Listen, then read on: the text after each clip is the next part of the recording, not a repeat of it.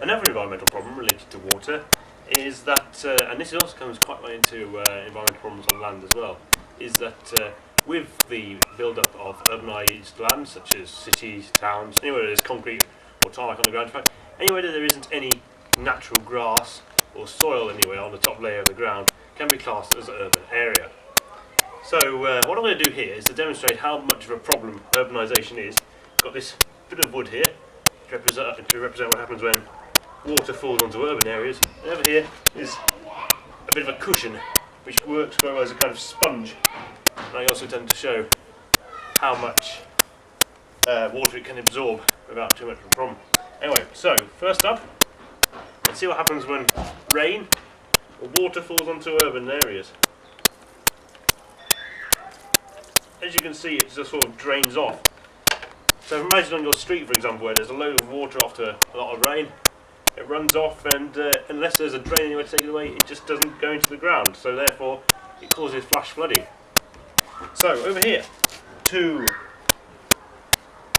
this is what would happen if, in fact I'll bring it over here, a bit closer to the camera. This is what would happen if it was just grass and it was unurbanised.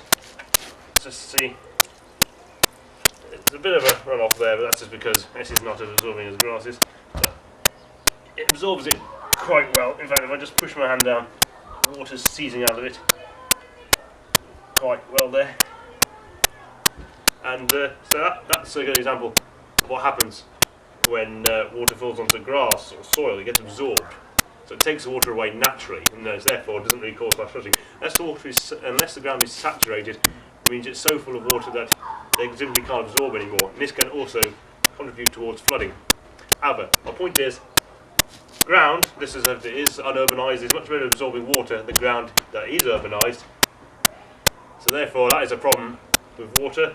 And also, it leads me quite well on to our next part, which is environmental problems on land.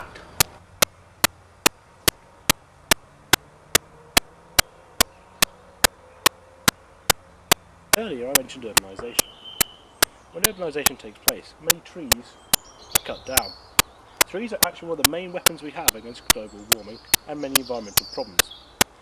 As the main problem of our environment is there is too much carbon in the atmosphere, which I'll come on to later in the production. Trees can convert carbon back into oxygen. I'm not sure of the scientific process myself, but there you go. And also, many trees are cut down for building materials in houses. Much of the Amazon rainforest is cut down because of the need for building materials. Many acres of rainforest are cut down every year. Similarly, many more trees around the world are cut down every year for burning, to provide fuel for people, and to provide building materials. Thankfully these days, most trees are replanted when they're cut down, so that they can be replaced. Another problem concerning land is the overuse of land for farming. This here is sand, and this is what soil is starting to become all over the world, due to the overuse of land for farming. Basically, land is now used all year round to feed the world's population, which means that it's all losing all its minerals and it's slowly deteriorating. This is called soil erosion, or to be more specific, desertification, as it just all becomes like a desert. Just sand and more sand. Also, much of the rubbish that we produce as a human race ends up on the land. Specifically in landfill, where rubbish is just piled up in massive mounds where it's left to deteriorate, or in the case of plastic, just accumulate, because it doesn't actually deteriorate, as mentioned in the BBC YouTube clip I showed you earlier. Once it's deteriorated enough, it is buried under the ground. It could be rubbish right underneath my feet. I don't actually know, but there could be. And there, it just pollutes the land and affects many wildlife species that live underneath us. Now it's time to move on to the third area of environmental problems. Environmental problems in the air.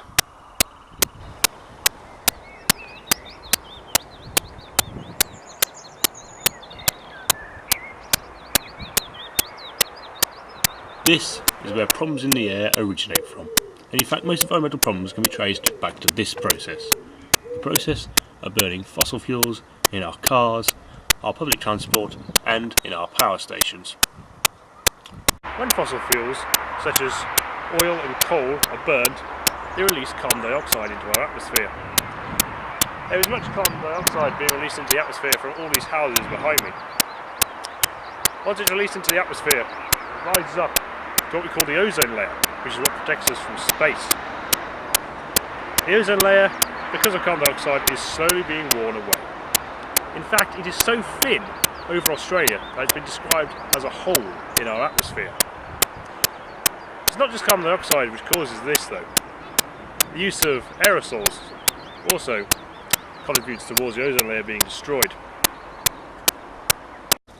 Basically, as a human race, we have rather mistreated our environment.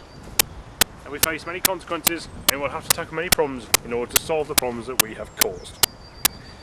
However, we are taking steps towards it, which is a good thing, because in the UK alone we face three major problems. 1. Rising sea levels will engulf much land space around the UK. Secondly, the land that's left will be difficult to farm due to soil erosion, as the land is used all year round to feed the UK's population.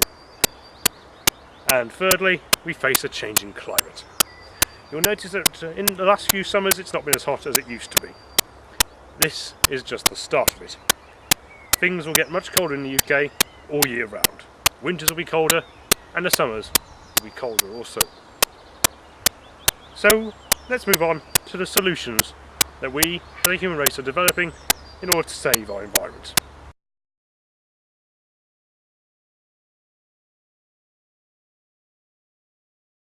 When it comes to major issues, normally it's politics which plays a major part.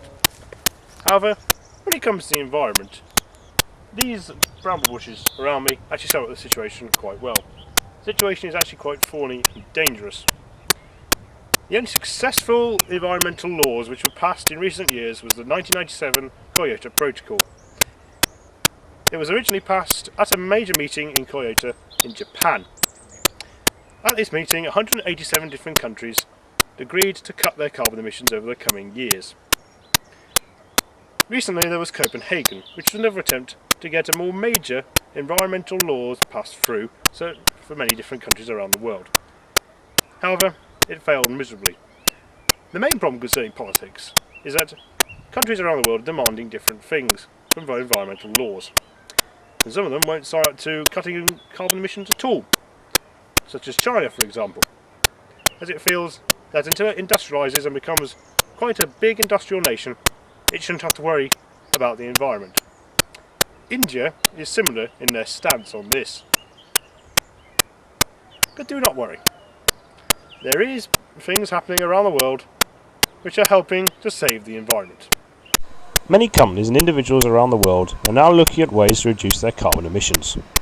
One way of doing this is through the use of new and alternative technologies.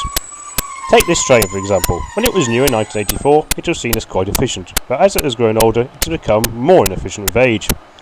This train will soon be replaced by a new fleet of trains, which will be more efficient and much greener to the environment, and will save the company money on fuel. As I mentioned earlier, one of the biggest problems we have with our environment is the amount of carbon in the atmosphere, produced from the burning of fossil fuels such as coal and oil. These days, scientists and researchers are trying to find alternative ways of meeting our energy needs around the world. This, for example, is a wind turbine. There are many of these in the UK, as the UK has the potential for quite a lot of wind energy to be produced. In fact, we are one of the windiest countries in the world. Many of these are being built, as we speak, mainly around our coastlines. Other sources of energy that are being sourced at the moment are solar and biomass. Earlier I mentioned landfill. The rotting gases from landfill are now being used to power our energy needs. Also, hydroelectric energy is also being developed, although not as much as it used to be.